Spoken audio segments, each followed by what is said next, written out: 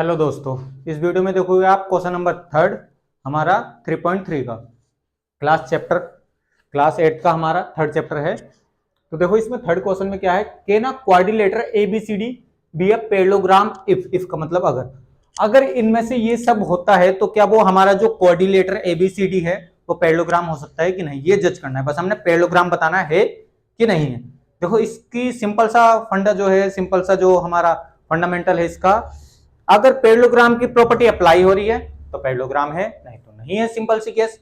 तो इस टाइप से हमने पैरेललोग्राम की प्रॉपर्टी आपको बताई है। एक बार आपको दोबारा बताते हैं। अपोजिट एंगल इक्वल होते हैं पैरेललोग्राम के, अपोजिट साइड पैरेलल होती है और इक्वल होती है, और एडजेसेंट एंगल का सम सप्लीमेंट्री होता है। एडजेसेंट एंगल जो होते हैं वो सप्लीमेंट्री के बराबर होते हैं।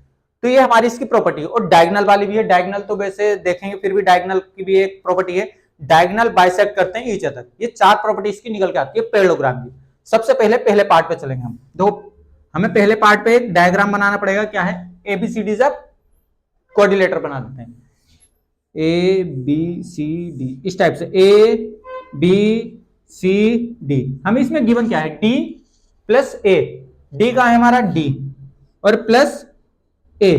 एक बार देख लेते हैं, क्वेश्चन यही है कि कुछ और है। हमारा D प्लस A बिल्कुल यही था। D प्लस A 180 होगा कि नहीं होगा?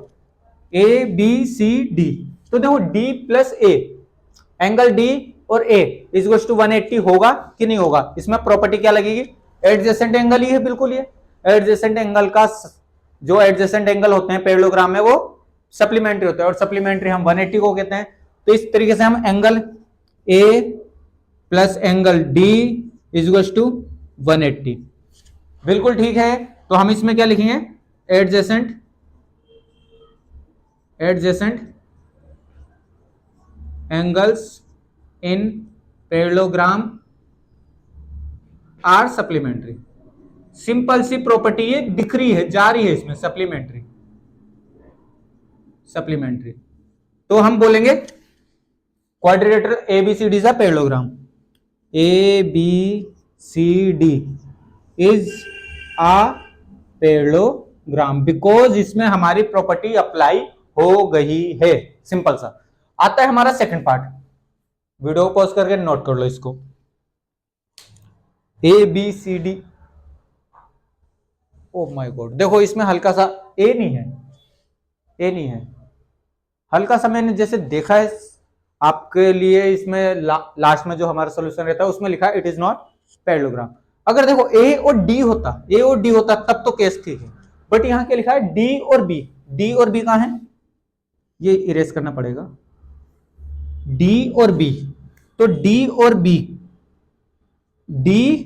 और B पहले D लिखेंगे प्लस B लिखेंगे, नॉट इक्वल टू 180 होगा, तो इसका मतलब इट इज नॉट पैरेललोग्राम। तो ये प्रॉपर्टी भी हम नहीं लिख रहे हैं, जब नहीं जा रही है तो नहीं लिखेंगे। ये तो अपोजिट एंगल है, ध्यान से देखना, D और B अपोजिट एंगल है, होने चाहिए तो इक्वल, इन्होंने प्लस करके 180।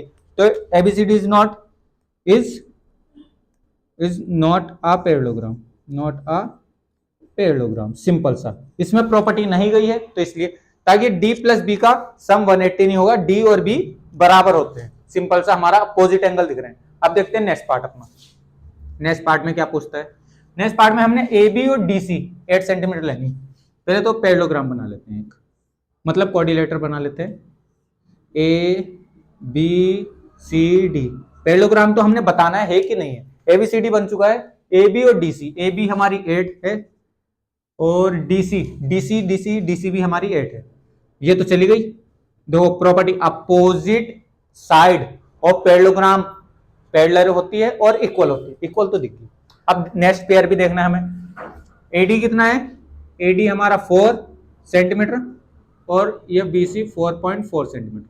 तो हल्का सा देखो, ध्यान से देखना, AD not equal to BC because ये अपोजिट साइड है। अपोजिट साइड हमारी पैरेललोग्राम की इक्वल होती है, इसलिए ये ABCD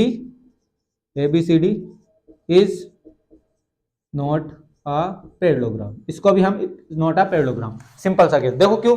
ये तो हमें लग रहा था, अभी तक तो लग रहा था अपोजिट साइड, एक अपोजिट साइड दिख चुकी थी, एक पेयर अपोजिट साइड का दिख चुका था इक्वल था, बट दूसरी जब अपोजिट साइड देखिए दूसरा पेयर वो इक्वल नहीं है, तो इसलिए पैरेललोग्राम नहीं हो सकता, because opposite side of parallelogram are equal.